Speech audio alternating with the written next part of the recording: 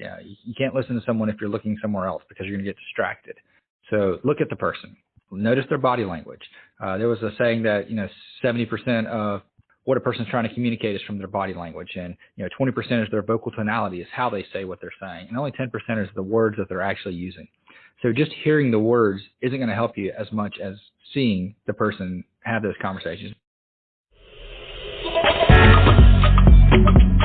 Hello and welcome to the ERP Organizational Change Journal podcast, brought to you by Nestell & Associates. Nestell & Associates is an ERP organizational change management firm serving the private equity industry. I'm your co-host, Jonathan Donald, the founder of Invert Ventures, a change strategy firm, and I'm here with my friend and colleague, Dr. Jack Nestell, the founder of Nestell & Associates, and the host of the ERP Organizational Change Journal podcast.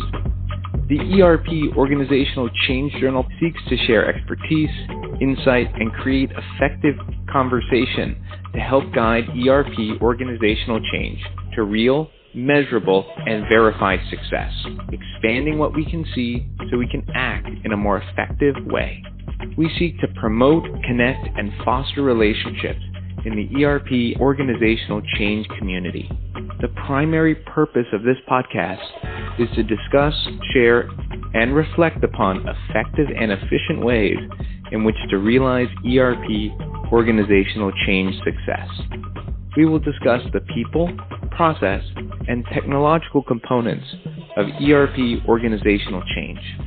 This podcast is intended as a forum to study, share, and discuss ERP organizational change. It's our intention for this to be a collaboration tool and resource. We hope that you find this podcast useful as we share lessons learned, discover best practices, and explore the human elements and components of ERP organizational change.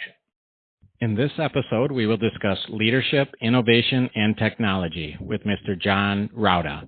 John is host of a Geek Leader podcast at ageekleader.com, where he works to inspire, educate, and motivate leaders throughout the world. John is a self-proclaimed space nut, IT leader, digital design, and computer science professor, author, and TEDx speaker. So in this episode, we will examine the role of leadership and innovation and its role in technology success. Why is leadership, innovation, and technology all interdependent on each other? That is, what role does innovation play in leading successful technological change? We will discuss how to build trust, key concepts of leadership, the value of empathy, being tactically transparent, and how people are generally doing the best they can with what they have. Additionally, we will explore resistance to change and how resistance can actually be a useful tool for change, common denominators of leaders, definition of technological change success, and what role corporate culture plays in success, and more. John, thank you for being on our show today. I'm really looking forward to you sharing your experiences and insight. Yeah, sure. Thanks for having me. I really appreciate it. You bet. All right, let's dive in. John, I'm so excited you're here. And given the topic today about leadership, technology, and innovation, I'd like to start off by having you define what you mean and get your definition of those three terms. Yeah, sure. So to me, leadership is about going the path that needs to be going and setting examples for those around you. Sometimes that's hard. Sometimes it's not as hard. It all depends. And sometimes you're a manager and you're have a title behind you, and sometimes you don't. Sometimes you're leading to the left and to the right, and sometimes you have to lead above you as well. So really, for me, it's just going where you need to go and doing what you need to do and being examples for those around you. And as far as innovation, doing things maybe in a unique way that give you progress and make progress in one way or another. And technology is just I don't know how to say that other than technology. So, John, I know that you mentioned on your site that, quote, one of my passions is teaching. My favorite subjects to teach are those involving creative thinking and developing leadership skills, end quote. So why is leadership, innovation, and technology, especially applied technology, all interdependent on each other? That is, what role does innovation play in leading successful technological change?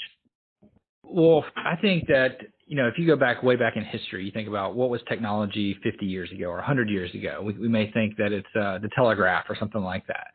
And, if you would have went back to the days of the telegraph and told Edison or any of those guys or Alexander Graham Bell that, hey, in the future, we're not going to need lines. We're going to have devices that are really small that we can have live conversations with people across the world without these lines running everywhere, with real words, and even with video, which video didn't exist. You have to describe what video is, which may be taking a memory and sending it somewhere in real time, or letting someone see you across the world. That would have seemed foolish and ridiculous and maybe even magic, So I think innovation and technology kind of come together in a way that if we want to advance technology, we have to think differently.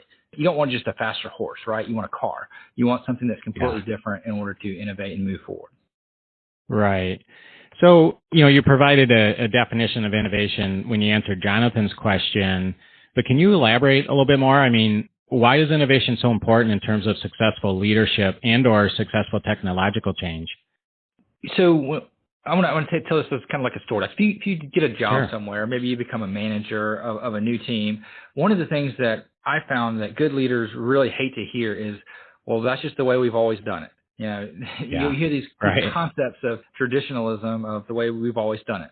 And I think in order to have good leadership skills, to do what's best for your company and for your people, you have to be looking forward and you have to be innovating and moving forward, because if you don't innovate, then your company's going to fall behind. But not only that, your people are going to fall behind in their skills. And especially when in technology changes so frequently. If we were still using Windows NT and didn't upgrade, to Azure and Microsoft 365 and some of the more advanced technologies, then our people wouldn't be able to get jobs anywhere else because they wouldn't have the skills. So we'd be doing a disservice to our people, but also to the company, because, I don't think you can run a business off NT anymore. You just can't. Yeah. So I think that's why it's so important. John, I want to get your take on a conversation we had with Dr. Dennison regarding trust in leadership and its role in building a high-performance culture, especially during change. So can you explain for our listeners, do you see a relationship between trust and leadership and culture? And if so, what's the value add during organizational or technological change? And then what are some ways to do this in a practical sense? Yeah, so I think trust is extremely important, and the relationship between trust and leadership it's a lockstep. It's continuously put together. Trust doesn't come from a title. It doesn't come from being a boss or being the CEO or a CIO or an executive somewhere. Trust comes from the transparency, the openness, the vulnerability that you share with your team as a leader. One of the best ways tactically or practically to build trust, in my opinion, is to have one-on-ones and be transparent and vulnerable during those one-on-ones. I hate giving one-on-ones. I'll be honest with you.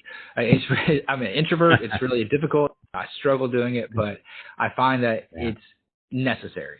To be a good leader, I think it's necessary to have one-on-one interactions with your team. And they don't have to be traditional, like follow a script and sit down in your office with a person.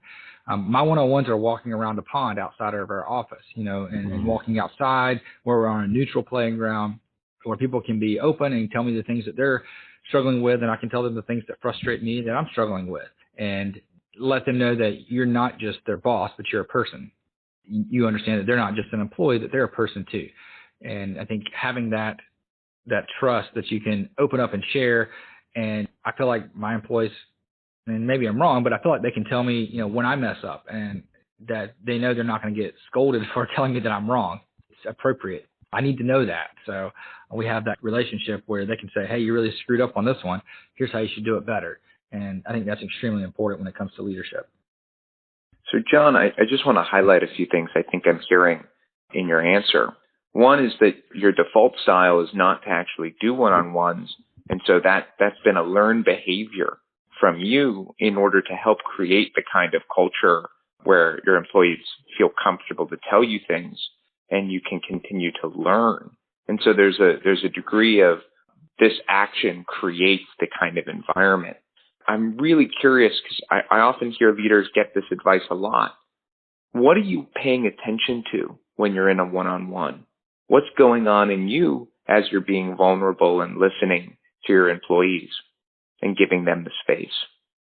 And how can that help other leaders? I think that's a great question. And let me give some tactical pointers for one-on-ones for people right now that may struggle with it the way I do. The first thing you should do if you have a laptop is to shut the laptop. Don't be distracted. Turn off your monitors if you have monitors in front of you. If you are doing this in an office, I found that it's better to be outside of an office because people are less intimidated in your office. Either way, you need to be focusing on the person, looking at the person. I always have to tell my 7-year-old that in order to listen, you have to look. Yeah, you can't listen to someone if you're looking somewhere else because you're going to get distracted. So look at the person. Notice their body language. There was a saying that 70% of what a person's trying to communicate is from their body language, and 20% is their vocal tonality, is how they say what they're saying, and only 10% is the words that they're actually using. So just hearing the words isn't going to help you as much as seeing the person have those conversations. Now, if you have remote employees and you can't do the walk around the pond, there's other things you can do. You have Zoom or Teams or something like that. Have the people turn their cameras on. Turn your cameras on. Create a culture of turning on your cameras whenever you're having one-on-one conversations so that people can see your body language. And then listen closely to the vocal cues, whether their voice sounds nervous, whether they're stuttering, whether they're happy. And a lot of times you can tell a lot by someone based off their tone of their voice. That's why they say, to sales reps to smile when they're talking, because people can detect that smile out of the sound that comes out of their mouth. So those are the cues that I would look for, is their body language and listen to their vocal tonality. And remember that in order to listen, you have to look. Yeah, thanks, John. That's great insight. I think, what I'm hearing is that good leadership is not a birthright. It can be learned. It's a set of behaviors, to Jonathan's point. And I think you demonstrate that well in your podcast. You do a great job with that. So I do appreciate that. And for our listeners, John's podcast, again, is a Geek Leader podcast at geekleader.com. But John, you also share on your site, you mentioned, quote, that transition from techie to leader isn't easy. And it is something that takes perspective. And I'm highlighting perspective, and purpose. And I'm highlighting purpose to get it right, end quote. Can you elaborate on that for us, please? Yeah, absolutely. So a lot of people in technology follow a path very similar to what I had, where you're maybe a good coder, or you're a really good systems engineer or DevOps person, and next thing you know, you are promoted to be the team lead or the manager of your group. Yeah. And writing code and manipulating software and on a computer is very different than managing people.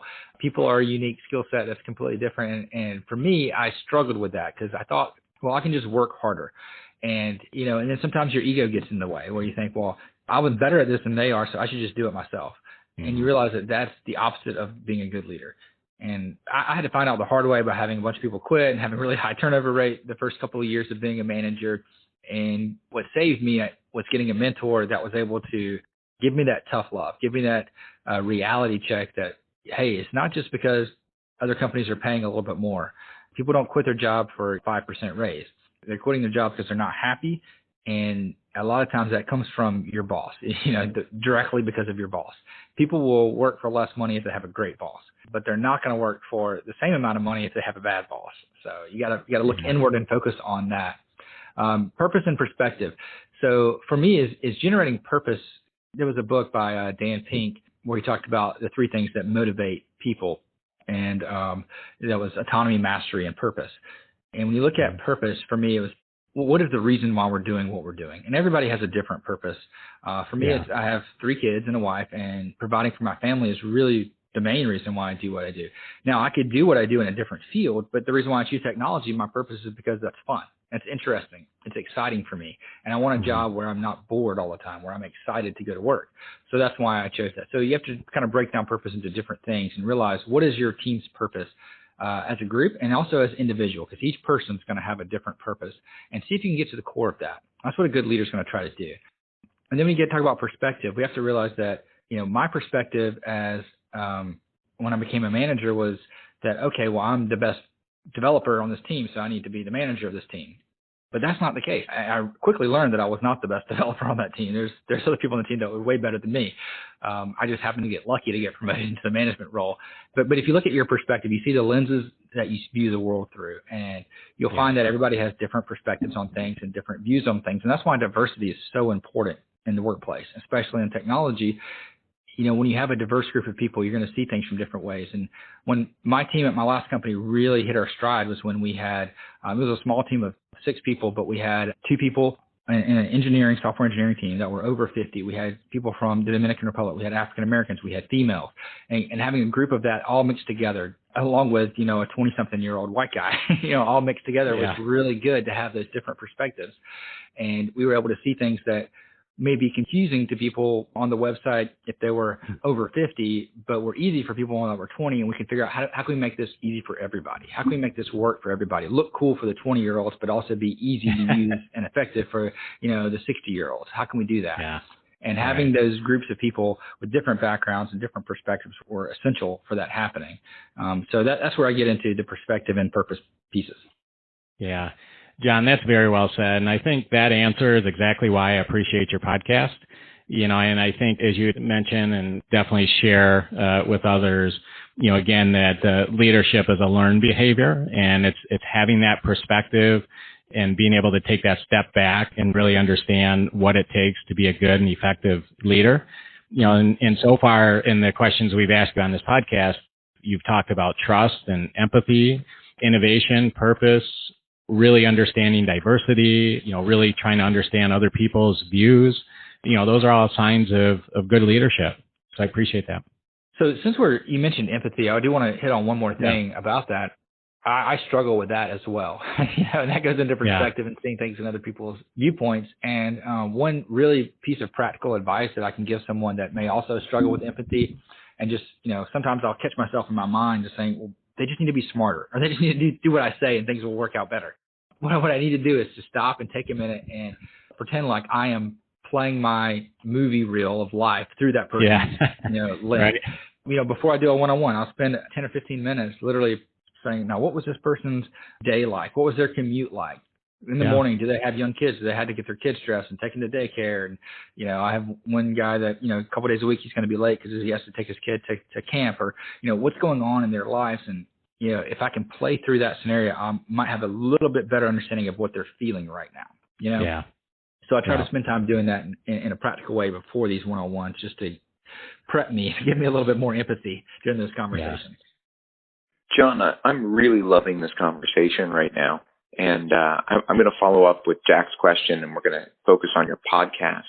But before we do, I just want to mention, leadership can be a learned behavior, but I want to highlight this for our listeners. I feel like you're doing something else. You're also pointing out what are the beliefs and the mindsets define or support good leadership, and creating behaviors to, whether they're comfortable or not, to actually support you for living those values. In my vision of this, it's the combination of those two things and the mutual reinforcing structure that really lets you dive into those spaces where you as an introvert may not be comfortable, or the ability to say, okay, how does this appear for somebody else? And so I want to highlight, it's not just one or the other for our listeners, but there's a incredible power in doing both hand. And I think you've absolutely nailed it. Yeah, I think creating those habits, if you will, are essential. Just like if you want to be healthy, have a healthy lifestyle, you have to create habits. I may not like broccoli and chicken, but if I get into a habit that I'm going to have broccoli and chicken a couple times a week, then you just get in that routine and that habit form, and it becomes easier. And eventually you start craving these things. You start craving the one-on-one that you struggled with and hated 2 years ago. Yeah, there's a piece of that for me. And I do want to get to our next question. I'm going to just interject. There's something I keep seeing in the leadership world, and I don't seem to see it here or on your podcast, around this idea of tactical empathy, to show empathy for the purpose of getting what you as a leader want. Mm-hmm. And I'm curious because as I read your podcast page, right, and I'm going to read this for our listeners, a Geek Leader podcast was created by me, John Rouda, as a way to inspire and grow IT leaders wherever I can. In this podcast, I try to teach some of the concepts and ideas that I'm learning as I grow my leadership skills. I'll review books, have guests, and do solo shows about specific topics that I find valuable. So in this whole frame of your own leadership and development, can you share with our listeners some of the principles you found most relevant as you explore your own leadership growth? Yeah, for sure. Let me take one step and say, I do the podcast for me. I needed to grow as a leader. I needed to be held accountable to my team and to everybody. And, people have said, if you want to run a marathon, tell everybody you're going to run a marathon. And then you kind of have that pressure to do a good job and to actually train for it and to move forward. And I wanted to take that same kind of mindset and use it for being a good boss and a good leader. I've got 3 kids, and I want my kids to have something to look back on and say, okay, yeah, my dad did these things that he's talked about, hold me accountable to these things. So when you're looking at the things that I have learned that have helped me out, that I hope will help my audience out, because I assume my audience goes through similar struggles and problems that I go through as well, would be being able to do something for a regular basis, have that commitment and that diligence to continue, and to realize that I'm not alone here. One of the big things that I struggle with early on, and still struggle with from time to time, is this idea of imposter syndrome, of the fact that, I don't deserve to be here. I'm not good enough for this. One day someone's going to find me out, and this fear that you're going to mess up all the time. It goes back to the idea of just fear in general and how you overcome fear, and realizing that almost every leader out there has these moments where they feel the exact same way, where they feel like they're an imposter. They feel like they're fearful that it's all going to crumble at some point. It's all just balanced by a thread. And even some of the greatest tech leaders that are out there today, like people talk about Elon Musk as being this genius innovator. But if you go back and read his bio, there was a period of time where if that 4th rocket from SpaceX would have exploded, where they took out all the loan money, all the money they had in Tesla, and put it in, and he loaned it to himself for SpaceX. If that 4th rocket would have exploded and they didn't get that contract with NASA, then both Tesla and SpaceX would be history. It'd be done. Every now and then there's luck, and every now and then that the great leaders that are out there are also fearful and also hanging on by a thread, and you're not alone. So I think that's one of the core things that I've learned, is that I'm not alone. And if I need somebody, I can just ask, and, you can get help, and you don't have to do this whole journey as a technical leader or as a leader in any field or area by yourself. Yeah, John, I have to say, I love your passion, your reflection, and your candor. So thank you so much. I do want to share, actually, I want to frankly plug one of your guests. I thought this was an interesting podcast. So on your geekleader.com, on your podcast, you interviewed Christian Espinosa. Yeah. And Christian is an entrepreneur, a cybersecurity engineer, a certified high-performance coach, and a professor. And he's also an Air Force veteran, Ironman athlete. He has a best-selling book, The Smartest Person in the Room. Mm-hmm. And in that book, he shows leaders how to leverage their company's smartest minds to the benefit of the company and the employees themselves. And by the way, listeners, I'm just sharing a quote right from John's website. But he describes why a high IQ is a lost superpower when effective communication, true intelligence, and self-confidence are not embraced. With his 7-step methodologies and stories from the field, Christian helps leaders develop their team's technical minds so that they become better humans and strong leaders who excel in every role. His book provides an enlightening perspective of how to turn your biggest unknown weakness into your strongest defense. End quote there. But in this interview, John, you discuss many interesting points, to be sure, but there are 3 points that I'd like you to share what you've learned with our listeners, if you would. And one we've touched on, maybe 2 in part. But those 3 points that I really found interesting in your podcast with Christian, your interview with Christian, was 1, the value of empathy, which we discussed. 2, what you called tactical transparent. And 3, that, quote, people are generally doing the best they can with what they have. Do you mind elaborating, maybe, since you covered empathy, I think, a bit, maybe those second 2 points? Yeah, sure. So with tactical transparency, what I mean by that is, as a leader, there are things you need to know and things you don't need to know, and things you need to tell your people and things you don't need to tell them.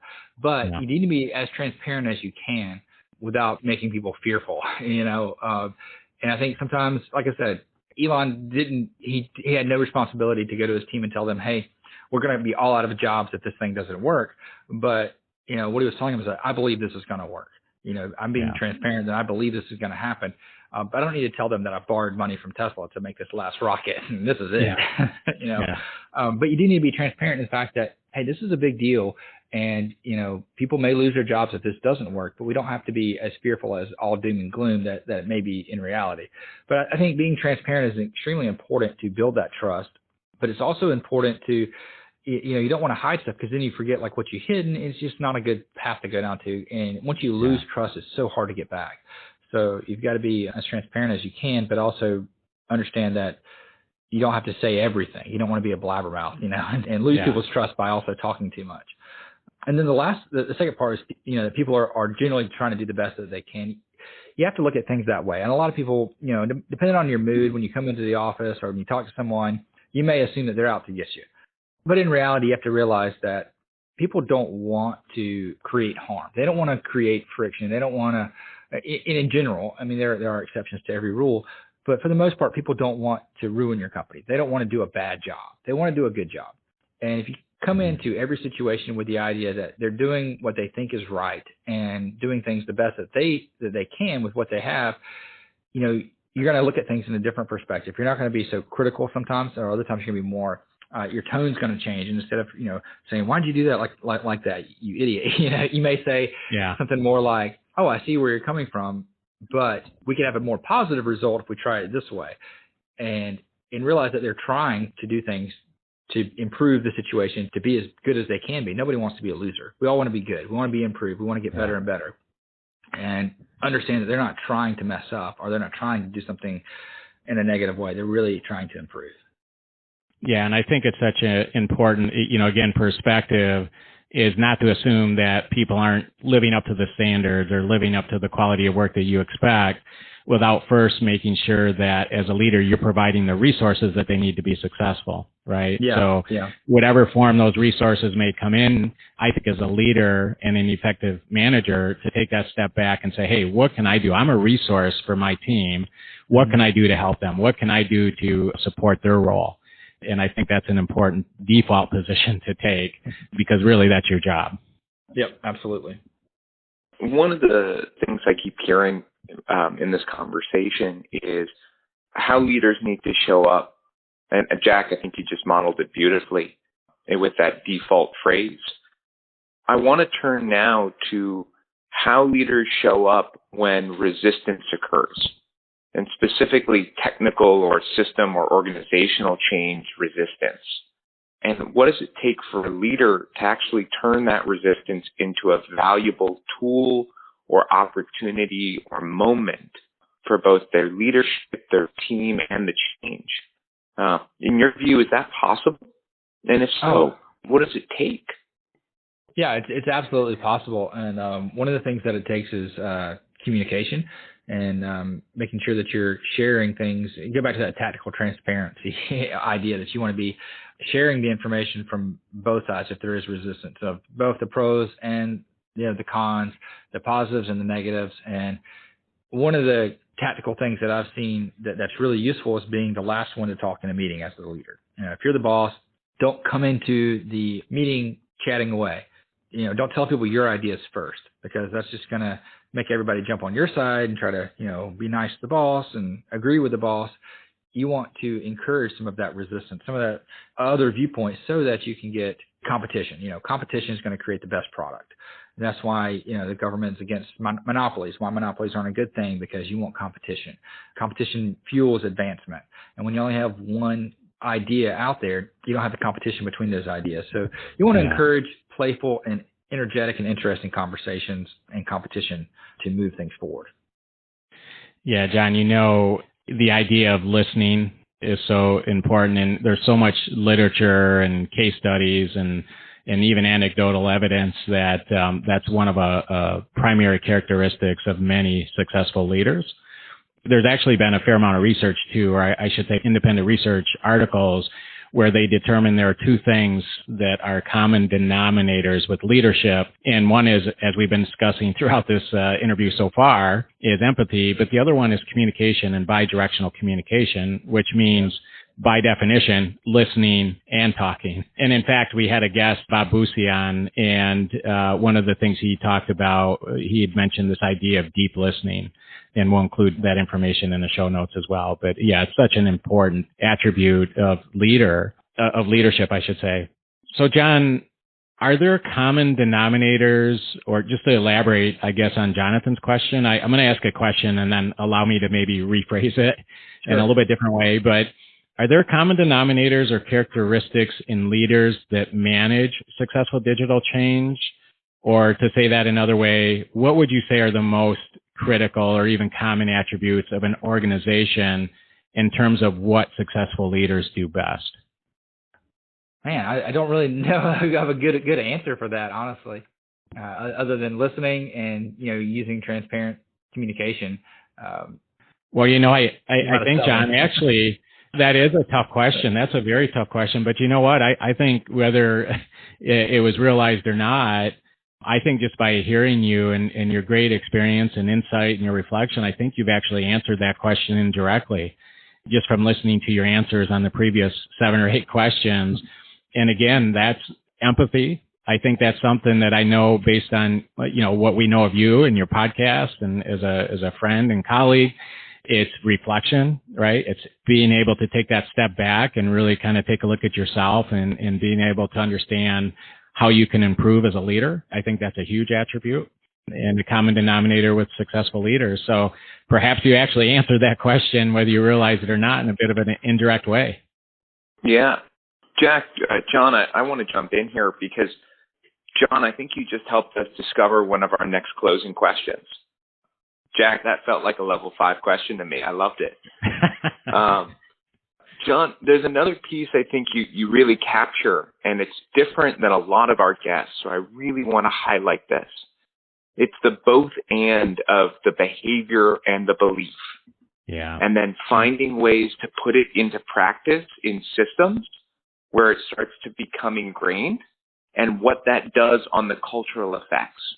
And so what I'm feeling you're starting to do is to look at leadership and the application of leadership in a multi-quadrant way.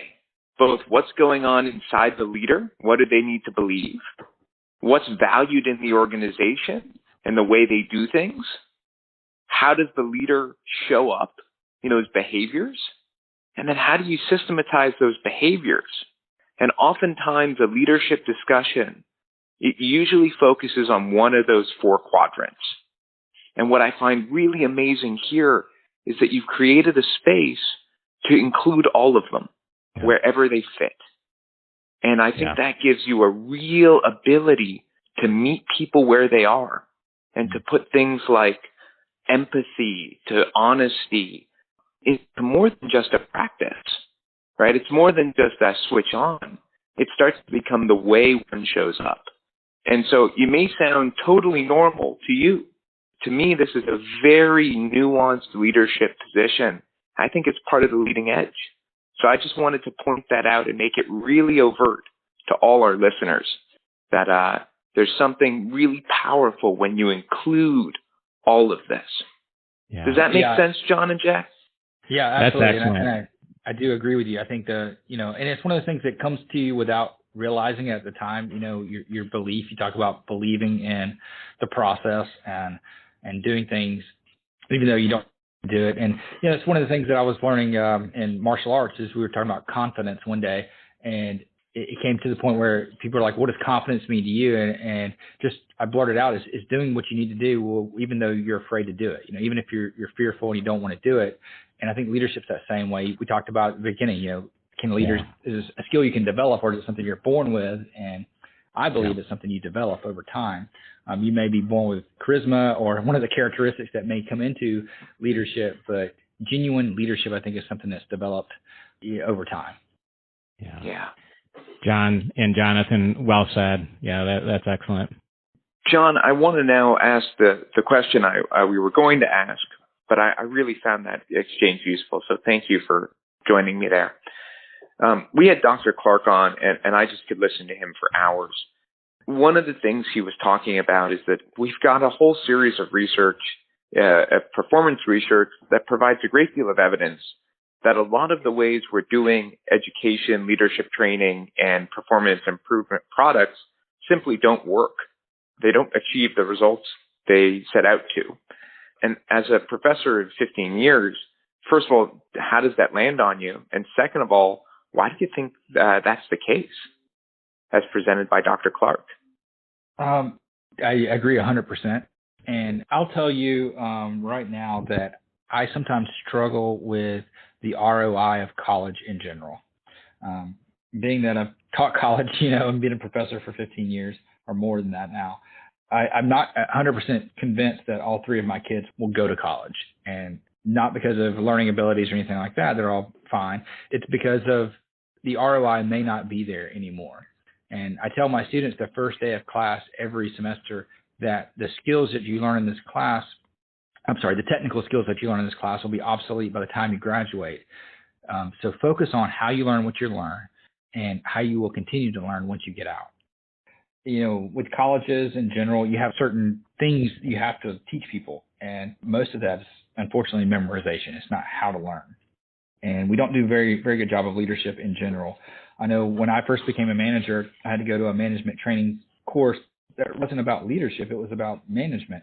And I never had a true leadership training course. It's not something that we do in college. It's not something we really do in businesses that often. And if we do, we kind of just do it to check a checkbox. Yeah. So, John, if you were going to solve the question of the ROI, what would you want to include for your students and for your children? That's a really good question. And I think I would change the whole format of college. I think the experience of going somewhere is important, and being on your own is important. But now we have digital learning and online learning, and it's so different than what I would think is necessary. I think a big portion of it is just what's important life skills that we need to have. And let's learn about not just the science and the math and the reading and writing. That's important, yes, but let's learn about life skills. Let's have, a third of our learning should be just how do you handle personal finance? How do you handle moving out and living? How do you handle treating people fairly? How do you handle diversity and inclusion? How do you handle all the things that are going on today in the world? How do you watch the news effectively without choosing sides and getting all worked up? So I think that's what I would do differently. Yeah, John, that's a really interesting insight. This whole idea of learning and education is just fascinating to me. What motivates people to learn? And I think, I agree with you. At the end of the day, that's exactly what it is. It's not memorization. It's not putting a template on everybody in terms of how you teach them or teach them to teach themselves, right?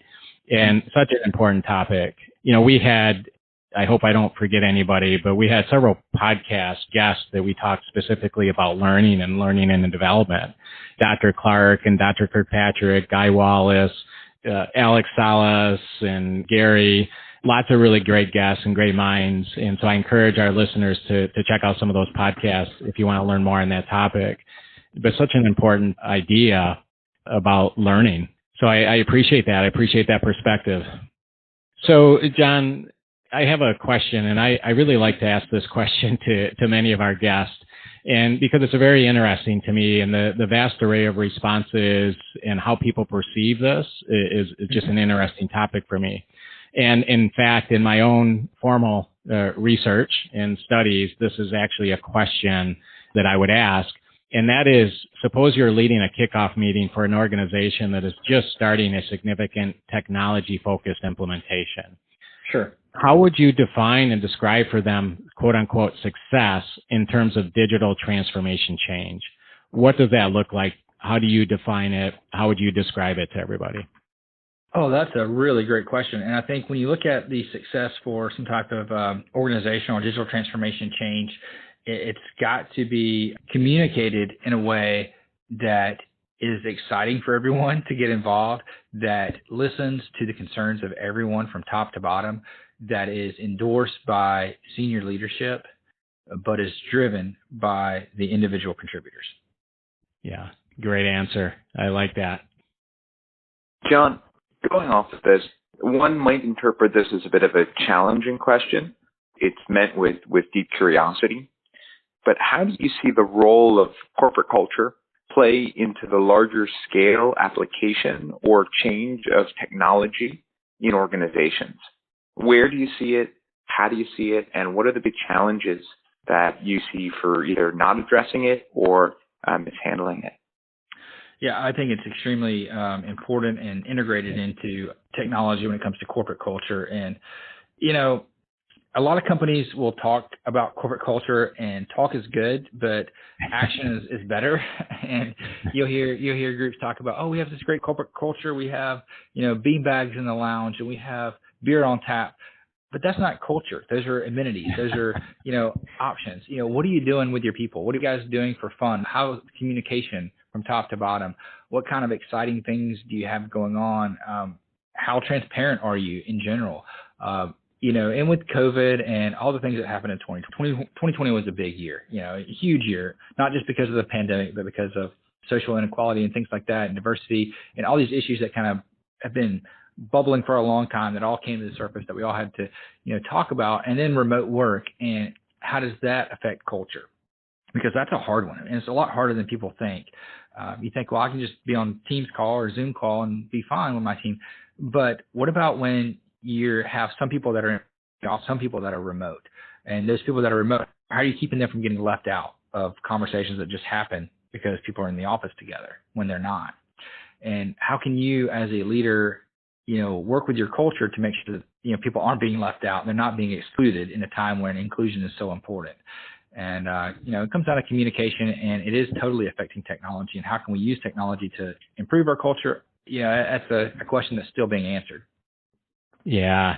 Hey, that's great, John. And again, that's why I like your podcast, a Geek Leader podcast, because one, a geek, referring to information technology folks, and leader really referring to this idea of instilling an appropriate and effective corporate culture, right? Yeah. And these 2 points, you do a fantastic job touching on with your guest. So, John, what a great conversation. I know Jonathan and I are really enjoying this. And so, lastly, I want to ask you a question that I think, Jonathan, we ask almost every guest for a reason. I think it's probably your favorite question and my favorite question. It certainly is. Yeah. After the level 5 one you asked today, Jack. Yeah. I'm not so sure. And I think the reason we really enjoy this question so much is, for me, and the purpose of this podcast is this idea of what we call collaborative learning.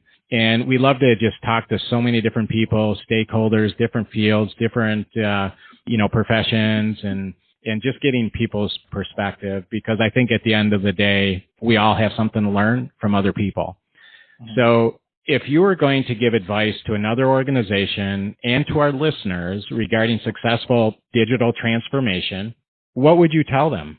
So, in other words, John, how would you boil down all of your experience and insight and reflection into maybe one paragraph in order to provide some advice for our listeners? Yeah, that's a great question. And I think when I want to, boil down digital transformation and what I've learned by going through it from as a, vice president in technology, and also from talking to authors of books that are, there's a book that comes to mind of Why Digital Transformation Fail. One of the things that I think is the most important is communication, and setting clear guidelines and goals, and understanding that digital transformation isn't about controlling. It isn't about putting guardrails up. And so instead of thinking about it as putting your work inside of a box, or putting some rules around things and governance, which is all very important, it's more about giving you bumpers so when you're bowling, you can hit more pins. You're not going to get in the gutter. We're protecting everybody. We want to improve. We want the same goals. Everybody wants the same goals. And let's just communicate those goals in an effective, positive manner. Yeah, well said. And John, I think you were referring to, and if you are, I'll definitely include this book in our show notes, but the book by Tony, I believe it's Saldana. Yeah, Tony Saldana. Yep. Why Digital Transformations Fail. Yeah. Yeah, exactly. And I think the surprising disciplines of how to take off and stay ahead. Mm-hmm. And that's a good book. Well done. I'll share that with our listeners as well. John, great conversation. Thank you so much for your time today. Jonathan and I really appreciate your insight, your candor, your reflection. I think that those attributes make you a great leader in the field. You have a great podcast. We highly recommend our listeners check that out. Thank you again, and be well, and looking forward to having you back on the show again soon. Yeah, sure. Thanks, John. Thank you. Listeners, thank you for joining us on today's episode. We are incredibly excited and grateful to have friends, colleagues, and mentors join us on our podcast. We have an incredible lineup of guests, including ERP and organizational change speakers, authors, professors, researchers, pioneers in the field, practitioners, PE partners, business executives, ERP vendors, and organizational stakeholders. We invite you to leave us feedback and a review because we want to make this the most useful and insightful podcast you listen to, and we need your help to do so. Thank you, listeners, for being with us again this week as we seek to, 1, promote, connect, and foster relationships in the ERP organizational change community, 2, contribute to the field of ERP organizational change, and 3, bring research and practice closer together. Please join us again next week as we discuss the latest ERP organizational change research, practice, and stories. Our podcast will draw on knowledge from extensive research, collaborative learning, and practitioner expertise and experience. From everyone here on the team, Jack and myself, we wish you a great week, and we hope to see you again soon on another episode. Hashtag the ERP Organizational Change Journal. Have a fantastic week. Bye for now.